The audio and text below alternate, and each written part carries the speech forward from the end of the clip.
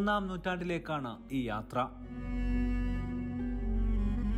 സൗദിയിലെ റിയാദിൽ നിന്നും 800 കിലോമീറ്റർ അകലെ, നിജ്റാനിൽ നിന്നും 250 കിലോമീറ്റർ അകലെ, റിയാദ് പ്രവിശ്യയുടെ തെക്ക് ഭാഗത്ത് വാദി അൽ ദവാസിർ ഗവർണറേറ്റ് പരിധിയിലാണ് ഈ പുരാതന പട്ടണം. പേര് അൽ ഫൗ. മരുഭൂമിയിൽ നിന്നും എണ്ണ കുഴിക്കാനെത്തിയ അരാംകോയുടെ ജീവനക്കാർ കണ്ടെത്തിയ ഭൂമിക്കടിയിലെ മഹാസാമ്രാജ്യം.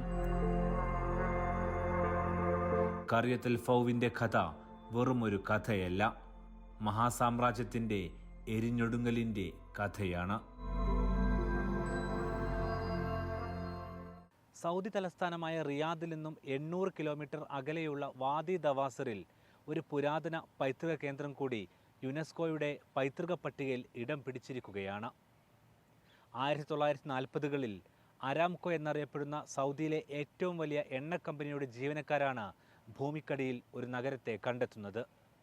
അത് പുറത്തെത്തിയ കഥകളും അതിൻ്റെ ചരിത്ര വസ്തുതകളുമാണ് ഇനി. പേരിൽ നിന്നും തുടങ്ങാം. സൗദിയിലെ ഏറ്റവും വലിയ പുരാവസ്തു കേന്ദ്രങ്ങളിലൊന്നാണ് ഖറിയത്ത് അൽ ഫൗ.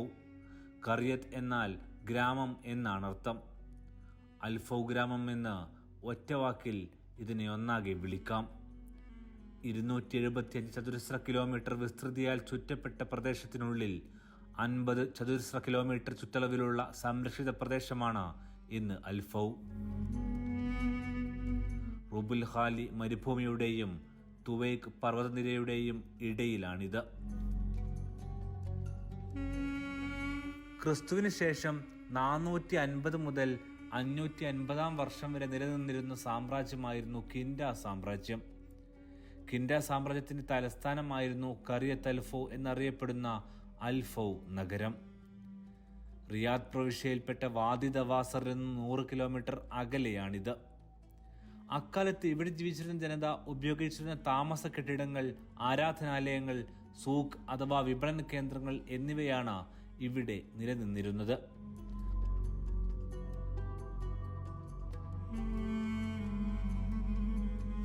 കിൻഡ എന്നറിയപ്പെട്ട പുരാതന സാമ്രാജ്യത്തിന്റെ തലസ്ഥാനമായിരുന്നു ഇത്.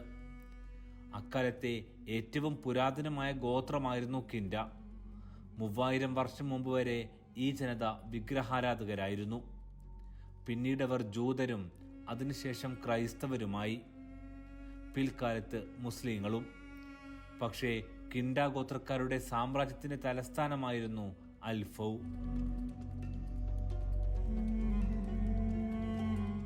ആ നാട്ടിലെ ജനങ്ങൾ ആരാധിച്ചിരുന്ന വിഗ്രഹങ്ങളുടെ രൂപങ്ങളും ഇവിടെ നിന്നും കണ്ടെടുത്തിരുന്നു.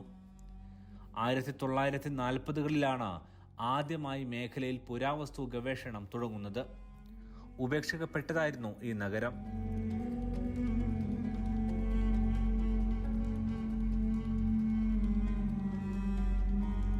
കിൻഡ സാമ്രാജ്യത്തിന്റെ ഭാഗമായി ഖറിയത്ത് അൽ ഫൗ പ്രദേശത്തിന് സമീപം നിലനിന്നിരുന്ന നാട്ടുരാജ്യങ്ങളുമായാണ് യുദ്ധമുണ്ടായത്.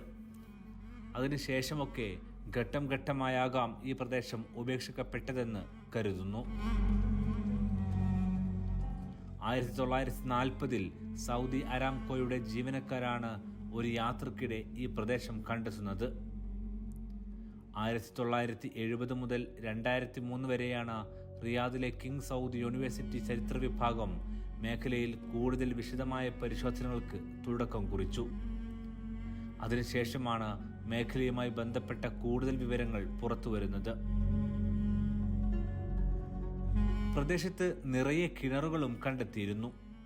2 വർഷമായി ഈ പ്രദേശം യുനെസ്കോയുടെ പൈതൃക പട്ടികയിൽ ഉൾപ്പെടുത്താനുള്ള ശ്രമത്തിലായിരുന്നു. പണ്ട് അറേബ്യൻ മേഖലയിലെ താമസ കേന്ദ്രങ്ങൾക്കുള്ളതിൽ നിന്നും വ്യത്യസ്തമായ ഒരു സവിശേഷത അൽ ഫൗവിനുണ്ട്.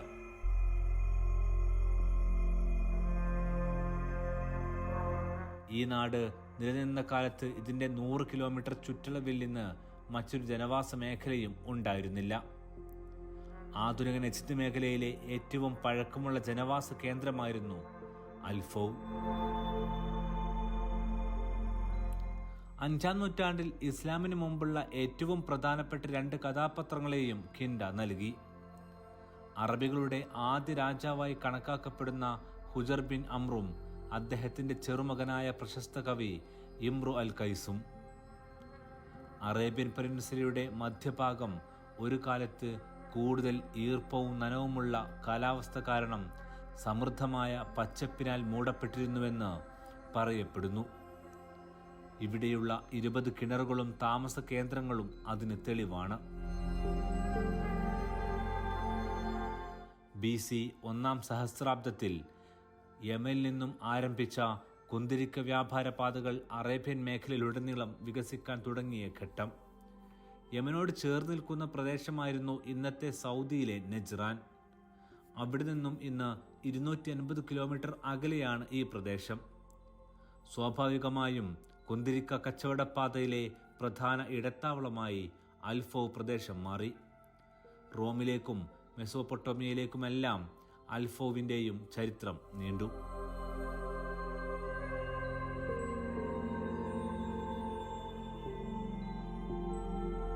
നഗരം എപ്പോൾ സ്ഥാപിതമായെന്നും ആരാണ് സ്ഥാപിച്ചതെന്നും കൃത്യമായ ചരിത്രത്തിലേക്ക് ഇതുവരെ എത്തിയിട്ടില്ല. പലവിധ ക്ഷേത്രങ്ങളും അൾത്താരയും പള്ളികളുമെല്ലാം ഇവിടെ കണ്ടെടുത്തിട്ടുണ്ട്. BC 3-ാം നൂറ്റാണ്ടിൽ യമനിൽ നിന്നും എത്തിയവർ ഇവിടെ ബലിയർപ്പിക്കാൻ പീഠം സ്ഥാപിച്ചതായും പഠനങ്ങളിൽ പറയുന്നു. ഈ പ്രദേശത്തിന് മറ്റൊരു അത്ഭുതം കൂടിയുണ്ട്. ഇന്നത്തെ സൗദിയിലെ ഹിജർ എന്നും മദാഇൻ സ്വാലിഹ് എന്നും അറിയപ്പെടുന്ന അൽ ഉല പ്രദേശത്തെ പുരാതന സാമ്രാജ്യമായിരുന്നു ദദാൻ. ആ ദദാനിൽ ജീവിച്ച് ജനത അറിയപ്പെട്ടത് ലിഹിയാൻ എന്നാണ്. ലിഹിയാനുകളുടെ അതേ എഴുത്തുകുത്തുകളും വസ്തുക്കളും ഇവിടെ നിന്നും കണ്ടെടുത്തിട്ടുണ്ട്. അൽ ഉലയിലെ ദദാനിൽ ഉണ്ടായിരുന്ന ഹനീക്കേൻ ഗോത്രക്കാരാണ് ആദ്യമായി അൽഫൗ പ്രദേശത്ത് താമസിക്കുന്നത്. അതിനുശേഷമാണിത് കിൻഡ സാമ്രാജ്യത്തിന് കീഴിലെല്ലാം വരുന്നത്. വിവിധ ചരിത്ര പഠനങ്ങൾ ഇതുമായി ബന്ധപ്പെട്ട് തുടരുകയാണ്. ചരിത്ര പ്രദേശത്തേക്ക് പ്രവേശനം സൗജന്യമാണ്. അന്വേഷിച്ചു തീരാത്ത ചരിത്രം അൽഫൗവിനുണ്ട്. അതിൽ നിന്നും കിനിയുന്ന കൗതുകങ്ങൾ ഇനിയും വന്നുകൊണ്ടേയിരിക്കും.